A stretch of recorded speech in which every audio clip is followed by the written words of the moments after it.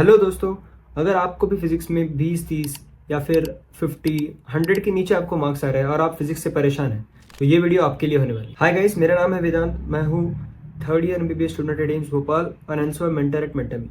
तो जैसे कि आप सब जानते ही होंगे कि फिजिक्स में आपको काफ़ी दिक्कत आ रही होगी, तो आज मैं आपको एक ऐसी स्ट्रेटेजी देने वाला हूँ इन लास्ट 3 मंथ्स के लिए जिससे आप आपका स्कोर 0 से लेके 120 प्लस तक आराम से ले जा सकते हैं। तो ये साइंटिफिकली प्रूवन मेथड से और टॉपर्स ने अप्लाई की है, तभी जाके मैं आपको ये सजेस्ट कर रहा हूँ। मैं ऐसी कोई आपको रैंडमली बात नहीं कर रहा हूँ, ठीक है। तो यहाँ पे अपने को सबसे पहले समझना है कि नीट में जो फिजिक्स है वो 180 मार्क्स की आती है, आपको पता है।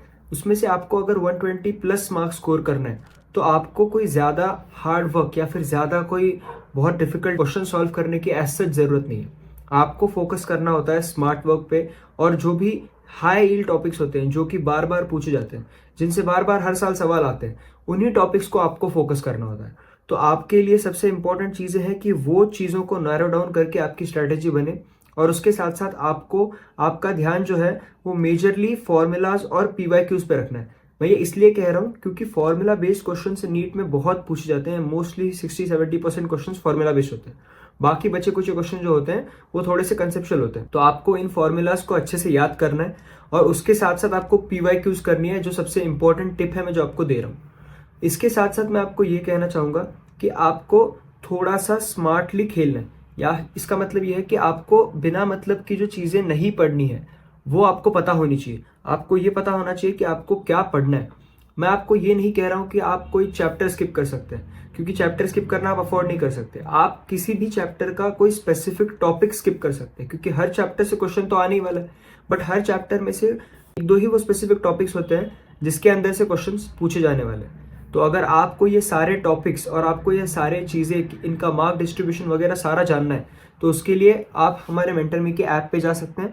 वहाँ पे आपको यहाँ पे लिंक मिल रहा होगा। वहाँ पे आपको चैप्टर इनसाइट सीरीज करके एक चीज़ मिलेगी जो मैंने ही डिज़ाइन की है। उसके अंदर मैंने हर एक फिजिक्स के और केमिस्ट्री के चैप्टर के हर एक इंपॉर्टेंट टॉपिक के बारे में बताया।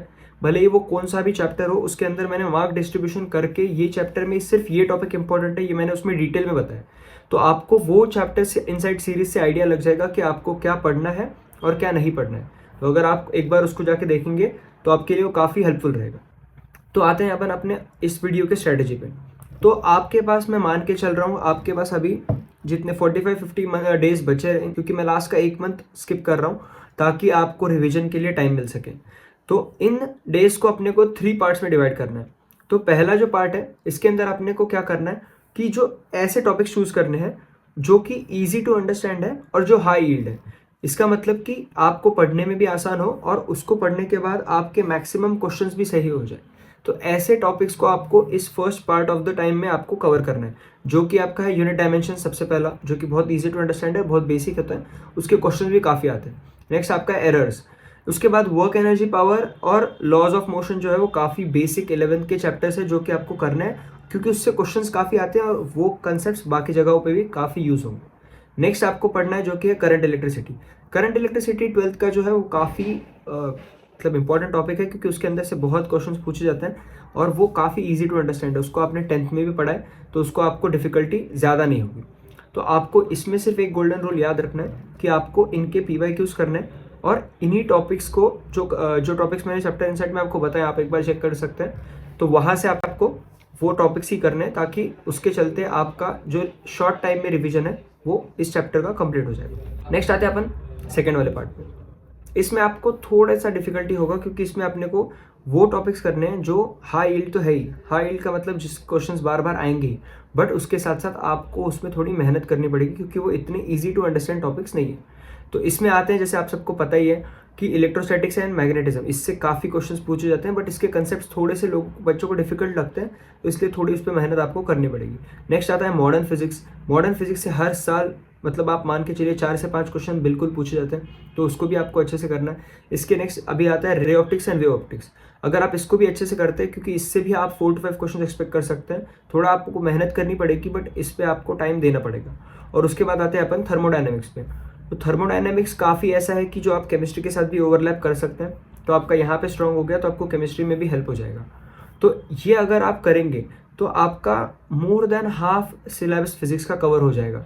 बट इसके साथ साथ आपको इसके फॉर्मूलेज और पीवाईक्यूज दोनों करने हैं, क्योंकि मेजरली आपको क्वेश्चंस उसी के इस पे पूछे जाते हैं।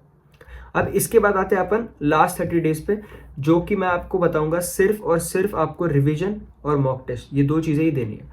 फॉर्मूला बुक आपको एक बनानी है जिसके अंदर से आपको फॉर्मूलाज रिवाइज करने, पीवाईक्यूज आपको कंटिन्यूसली सॉल्व करते रहना है, और मॉक टेस्ट आपको हर रोज देना है, ताकि उन मॉक टेस्ट से आपको पता चले कि आपकी गलतियां क्या है और आप उसको डे टू डे मतलब आप उसको रेक्टिफाई कर सकते हैं, आपकी गलतियों को आप सुधार सकते हैं।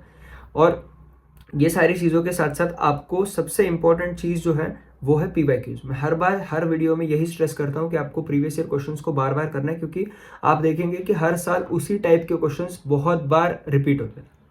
तो ये थी अपनी 3 मंथ्स वाली स्ट्रेटेजी, जिसमें मैंने आपको फर्स्ट पार्ट में क्या करना है, सेकंड पार्ट में क्या करना है, और लास्ट पार्ट में जो आपको रिवीजन करना है वो क्या क्या करना है वो बता दिया है मैंने। अब मैं आपको कुछ एक लास्ट में गोल्डन टिप्स देना चाहूंगा, जिससे आपका फिजिक्स का स्कोर काफी ज्यादा बूस्ट हो जाएगा। इन चीजों को आप ध्यान रखिए। सबसे इंपॉर्टेंट टिप जो है वो है आपको पीवाईक्यूज करने ही करने हैं। आप भले ही किसी चीज की थियरी स्किप कर सकते हैं, आप बस उस पीवाईक्यूज के बेसिस पे भी, अगर उसके पीवाईक्यूज की टॉपिक्स जो कि उसके जो भी क्वेश्चन के टॉपिक्स है उसके कंसेप्ट को भी पढ़ के जाएंगे तो आपका काफी अच्छे से वो कवर हो जाएगा।